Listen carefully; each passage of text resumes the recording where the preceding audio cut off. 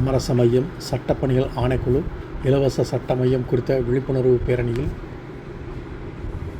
நீதிபதிகள், சட்டக்கல்லூரி மாணவ மாணவிகள், நீதிமன்ற ஊழியர்கள் என 9ஆம் தேதி மாலை 4 மணி அளவில் ஏராளமானோர் பங்கேற்பு.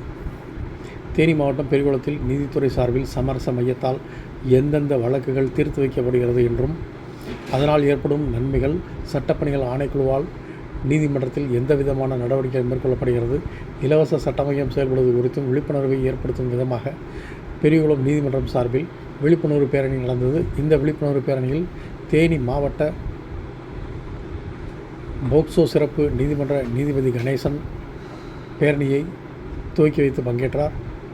தேனி மாவட்ட நீதிமன்ற நீதிபதிகள், பெரியகுளம் சார்பு நீதிமன்ற நீதிபதிகள், சட்டப்பணிகள் ஆணைக்குழு தலைவர், தேனி சட்டக்கல்லூரி மாணவ மாணவிகள், நீதிமன்ற பணியாளர்கள் உள்ளிட்டோர் பங்கேற்று விழிப்புணர்வு பதாகைகளை ஏந்தி பொதுமக்கள் மத்தியில் விழிப்புணர்வை ஏற்படுத்தினர்.